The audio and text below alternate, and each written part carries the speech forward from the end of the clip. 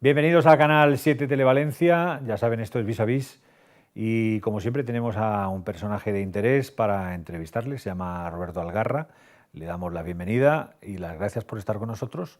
Roberto Algarra está por varios motivos aquí, se dedica normalmente al asesoramiento financiero, forma parte de la red de Business Angels a nivel de España y de la Comunidad Valenciana y últimamente nos ha sorprendido con una novela que se llama La esencia sutil, Perdedores, de la que hablaremos un poco más adelante. Pero me gustaría hablar en una situación como esta, en la que es una situación lógicamente de crisis, en la que la situación está complicada y hay gente que se lanza a emprender, a montar una empresa.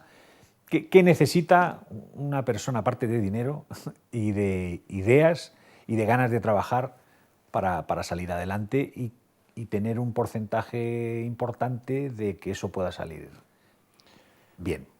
Bueno, en principio gracias por traerme y espero poder aportar algo de conocimiento a todo este tema de la financiación de la innovación.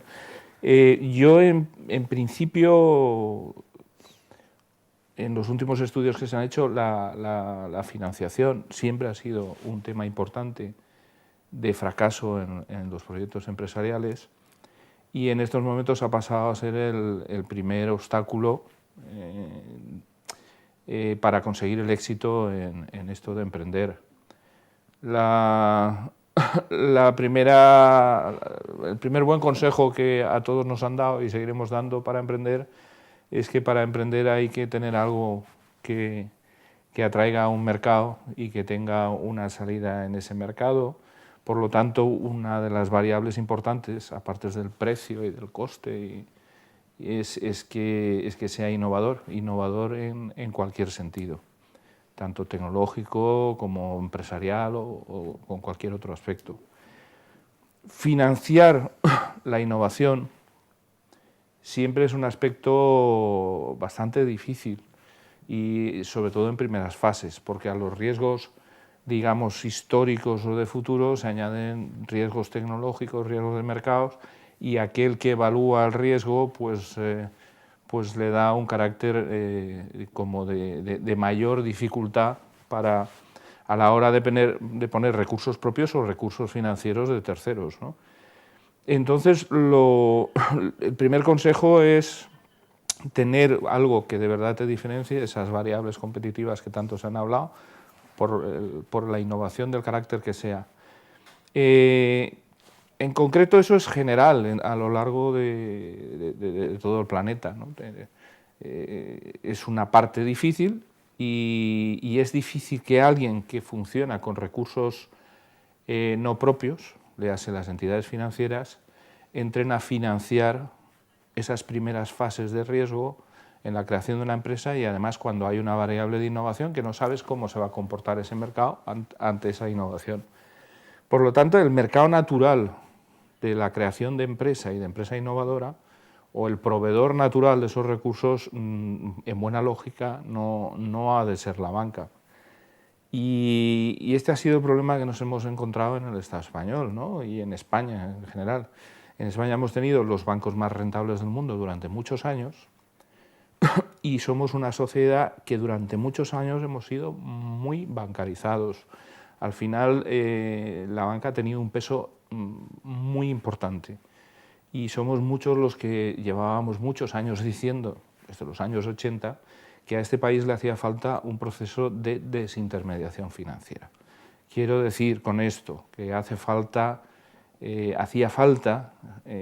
gente que entrase en las empresas y en los proyectos vía recursos propios y no vía deuda, porque la financiación lógica de la banca no es la inversión de riesgo en primeras fases, sino aspectos muy de rotación de periodos cortos y financiando sobre todo más temas de liquidez e inversiones, digamos, en estados maduros de la empresa y por importes que no sean excesivos. Y en este país no se ha financiado así, en este país siempre se ha financiado vía bancos porque la entrada del capital riesgo, los inversores privados, o esas otras vías de desintermediación financiera, pues hasta hace muy pocos años no existían. Pero en general el empresario español no está acostumbrado a esta fórmula que existe ya hace mucho tiempo en Estados Unidos y en Europa, que son el capital riesgo, los business angels o proyectos en los que obviamente la banca no se va a meter porque no los ve rentable a corto plazo y exige una serie de responsabilidades al que pide el dinero que lógicamente no va a avalar con su patrimonio determinado tipo de cosas. ¿Por qué no tenemos en España esos instrumentos o por qué no creemos todavía en esos instrumentos? Bueno, es un tema, en principio, ya digo, histórico, es cultural, histórico y bueno, la fuerza que ha tenido las entidades financieras en este país. De hecho, hasta hace muy pocos años era un sistema casi oligárquico, ¿no? Eran muy pocas instituciones financieras con un control en la época de la dictadura, donde se regulaban hasta los tipos de interés de las libretas de ahorro a través del Estado y donde había una injerencia importante pues vía líneas específicas de reconversión industrial y tal, y digamos que el Banco de España y el Ministerio de Hacienda en la época de Franco pues regulaba la actividad, digamos, en acuerdo con los pocos grupos bancarios que existían, ¿no? Veníamos de una cultura muy bancarizada, donde no había esa experiencia del capital riesgo. Yo siempre digo que los anglosajones han sido inversores de capital riesgo desde hace siglos, porque ya en los puertos de Bristol y tal, pues juntaban dinero para fletar barcos y hundir naves españolas y llevarse el oro. Quiero decir que ellos desde hace mucho tiempo ya tenían mentalidad de capital riesgo, pero bueno, al margen de la pequeña broma, que no es tan broma, que es realidad, hay varias cosas por las que el capital riesgo ha tardado en tomar cuerpo aquí en España, distinguiendo que una cosa es el capital riesgo y otra cosa son los inversores de proximidad, los business angels, que funcionan, digamos, en estadios bastante distintos. El principal motivo es que el capital riesgo requiere grandes volúmenes empresariales, grandes inversiones y además en mercados grandes donde eso alcanza rentabilidades y volumen de mercado muy rápido. Por ejemplo, Estados Unidos, sabes que entras en un proyecto empresarial de lanzamiento de un nuevo producto y automáticamente tienes 200 o 300 millones de habitantes que hablan el mismo idioma, que no tienen fronteras entre ellos y que tú homologas el producto y lo vendes en todos los lados. Son mercados muy potentes. Aquí hemos estado como muy compartimentizados en distintos países y los mercados son mucho más pequeños.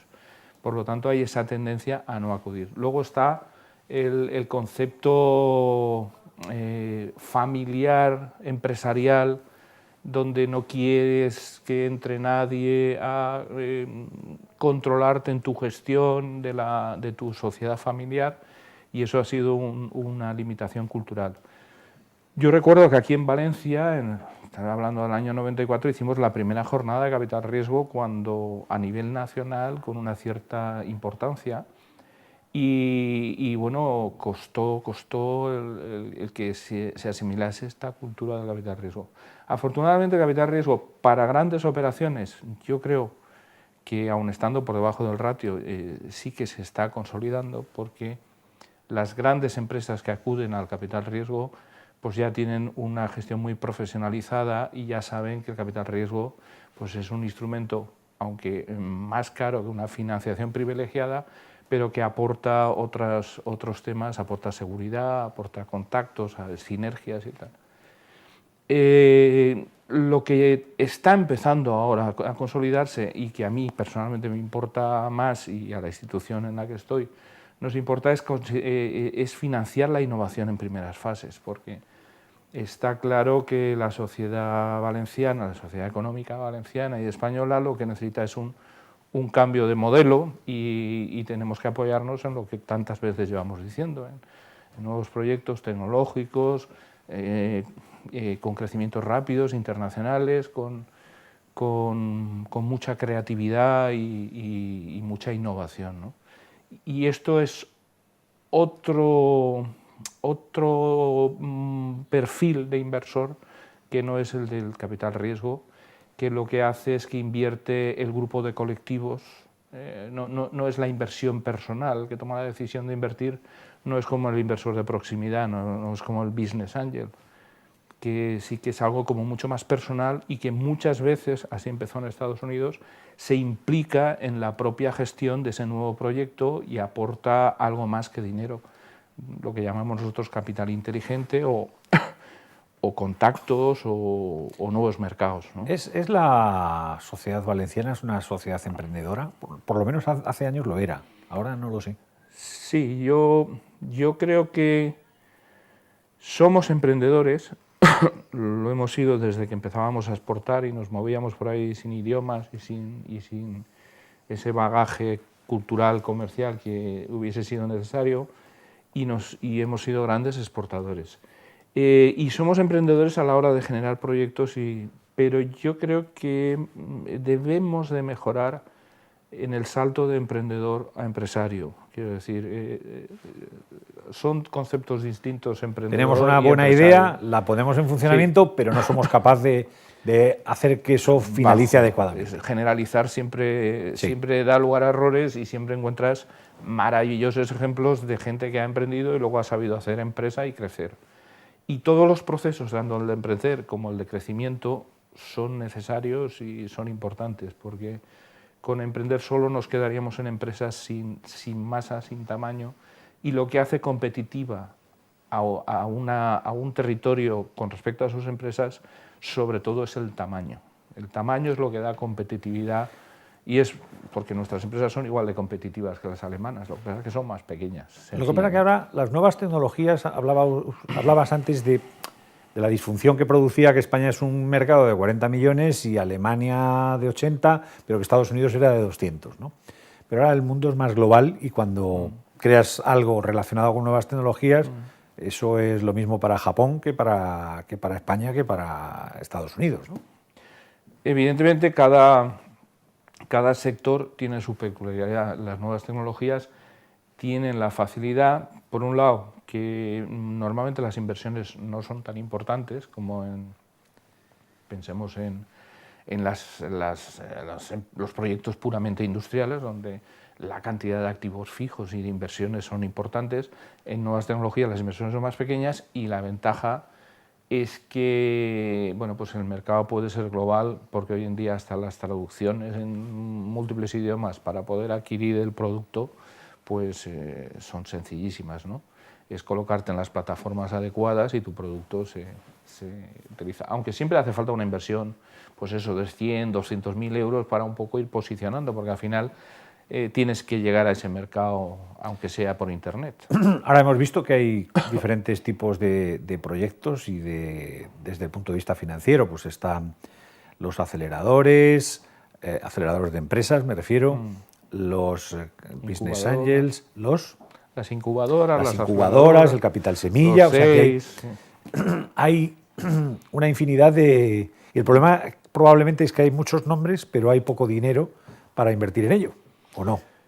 Bueno, el tema efectivamente es, yo creo que hay mucha inquietud por poner todo esto en marcha, pero todavía la masa de business angels es pequeña. Yo voy a darte un ejemplo. Mira, en AEBAN hay 25 redes y habrán unos 400 inversores dentro de esas 25 redes a nivel nacional. Se han invertido pues en torno a este año pues 20, 25, 30 millones de euros. En Estados Unidos, pues creo que se han invertido en el 2007, que era la cifra que yo recuerdo, pues unos 26.000 millones de euros en 57.000 empresas. Y en Estados Unidos, básicamente casi toda la inversión en innovación en nuevas empresas la están haciendo los business angels. Yo ya hace más de 10 años a mis jefes y a las autoridades y tal, pues decía que la función de activar esa desintermediación financiera en fases iniciales, de motivar al pequeño ahorrador para que obvie el banco y se decida a correr riesgos, era una función esencial. Yo creo que hemos tardado en poner todo esto en marcha y que habría que hacer un esfuerzo importante. Esfuerzo importante que, desde luego, no es el momento, porque hay mucho problema fiscal, pero empieza por dar ventajas fiscales clarísimas. Y yo creo que por ser absolutamente innovador y creativo también a la hora de mover estos pequeños recursos. Por ejemplo, ¿por qué se me ocurre, si hay una empresa como es Cersa? Cersa es la empresa que reavalaba las sociedades de garantía, que avalaba el 75% del riesgo de empresas de I+D para préstamos con bancos. Yo desde hace años llevaba diciendo, incluso al consejero delegado de Cersa, oye, ¿y por qué no se avala entradas de capital en lugar de préstamos bancarios? Si tú avalas una entrada de capital, lo que estás consiguiendo es poder apalancar más la deuda, porque claro, al tener más capital puedes conseguir más financiación. Y además estás metiendo capital no exigente. El préstamo bancario tiene una exigencia radical. Quiero decir que yo creo que ahí hay una gran labor por hacer. No es el mejor momento, pero bueno, ya la ley de emprendedores y bueno, desde AEBAN se están planteando temas. El ideal sería ir a un marco fiscal con el tiempo, cuando se pueda, pues similar al del capital riesgo o similar al que está en Escandinavia o en Estados Unidos. ¿Cómo un asesor financiero se dedica a escribir un libro, además de no pocas páginas, que se llama La esencia sutil, perdedores? Bueno, a mí siempre me ha gustado escribir y sobre todo me ha gustado contar. El libro es, si me dejas un poco que en dos pinceladas diga, es lo que se llama una novela histórica de saga. Quiero decir que en cierta medida la historia empieza en una familia sedera valenciana en finales del 1800 y se personaliza en una persona del mundo actual que va contando la historia del abuelo desde 1800 hasta el abuelo. Pues hace un viaje a China a principios del siglo. ¿Es una historia real, pregunto, sí, o basada en...? Sí, está basada en una historia real, con trucos literarios y a veces mezclando personajes históricos y no de ficción, pero que a lo mejor coinciden varios personajes, varias personas reales en el mismo personaje. Saca a la luz muchas cosas interesantes. Por ejemplo, el abuelo es un piloto republicano sabes que los pilotos republicanos básicamente se formaron en Azerbaiyán en un proceso de 7 meses cuando la formación normal eran 4 años, por un convenio con la Unión Soviética y tal. Y la historia de estos pilotos es impresionante. Yo tuve la oportunidad de conocer a uno en la presentación del libro, que vine a verle y aún vive, y además me llenó de orgullo porque me dijo cosas que aparecen en el libro que dicen, esto fue tal cual como lo cuentas, pero en lugar de en el hangar nos lo hizo en el despacho, ¿no? Y entonces me di cuenta que la documentación había sido muy buena. Este piloto republicano, pues cuando se pierde la guerra, con unos avatares personales, familiares, de amantes, tiene que ir a Rusia, como fueron muchos de ellos, y lucharon valerosamente en el frente ruso también contra los alemanes, ¿no? Y fueron condecorados, muchos de ellos, incluso por el propio Stalin en su momento y tal, entre comillas, ¿no? Y en concreto este personaje luego pues entra a formar parte del servicio secreto soviético y tiene bastantes experiencias en la Rusia pre-Castro, de Batista y tal. La Cuba. En la Cuba de antes de Castro. Y luego tiene que volver ya a España y bueno, esta es la historia de la vida contada por el nieto. Todo está basado en hechos reales y la documentación es muy exhaustiva y de hecho gracias a la novela pues se ha hecho un documental financiado por la Embajada de Azerbaiyán y la televisión rusa y tal, que supongo que verá la luz aquí en la televisión nacional, pues supongo que este año o principios del que viene. En donde se cuenta un poco... Sí, se llama Bajo los cielos de Azerbaiyán. Bajo los cielos de Azerbaiyán. Sí. Porque fue el tiempo que estuvieron ellos allí aprendiendo. Ellos estuvieron allí y en concreto como la financiación venía de Azerbaiyán, pues ellos han hecho especial hincapié en el periodo que se formaron, los pilotos allí y tal.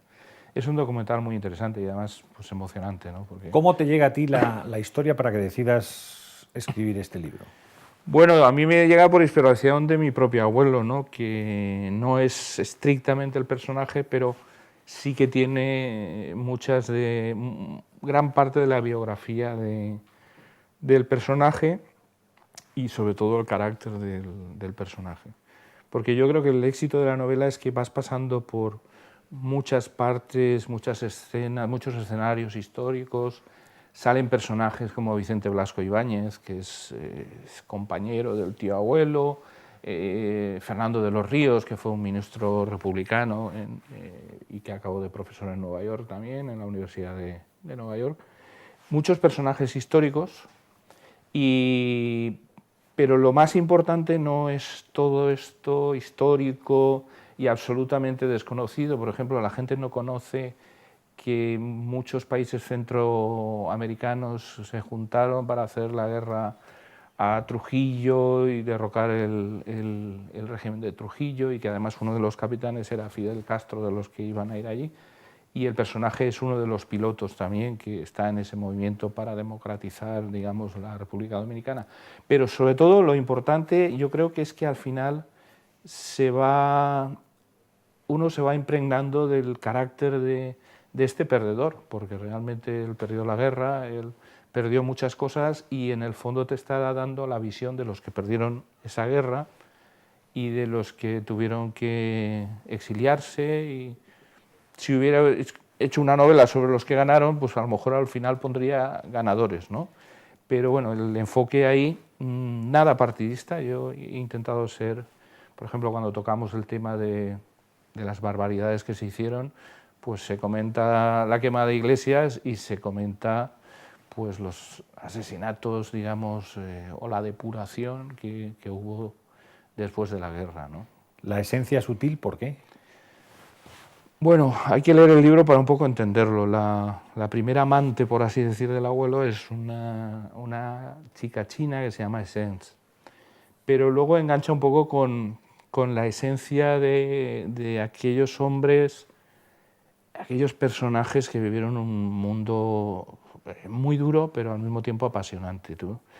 Hay que imaginarse lo que es ser piloto en aquella época, cuando la gente miraba al cielo y no sabía lo que era, de estar luchando sin saber cuándo te iban a ametrallar y caer. Yo tuve unas conversaciones con uno de los más importantes pilotos que en el documental salen, que nos contaba en la entrevista pues la experiencia de cómo salían ellos allí, ¿no?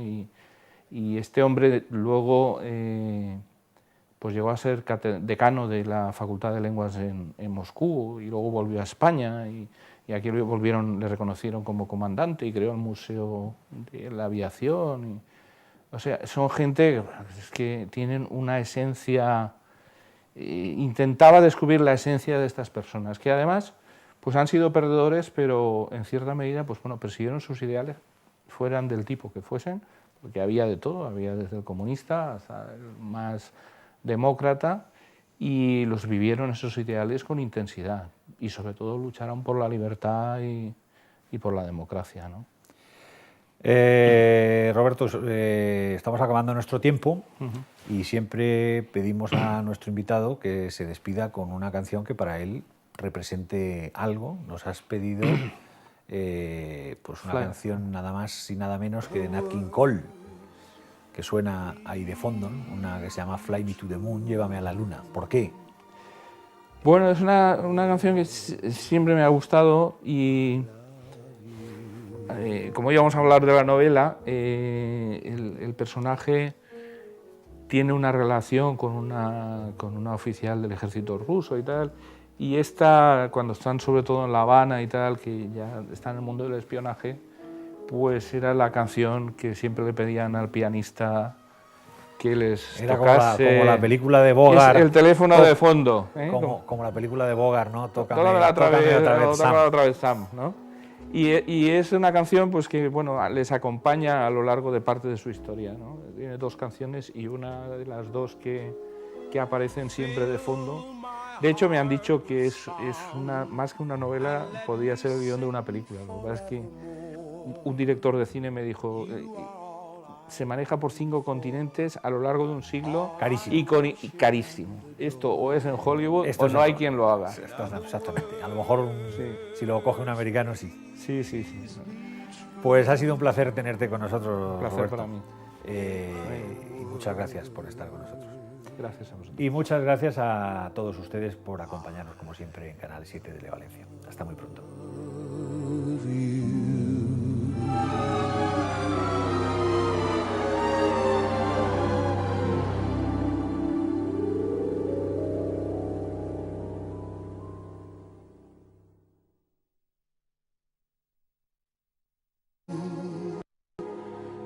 With music and words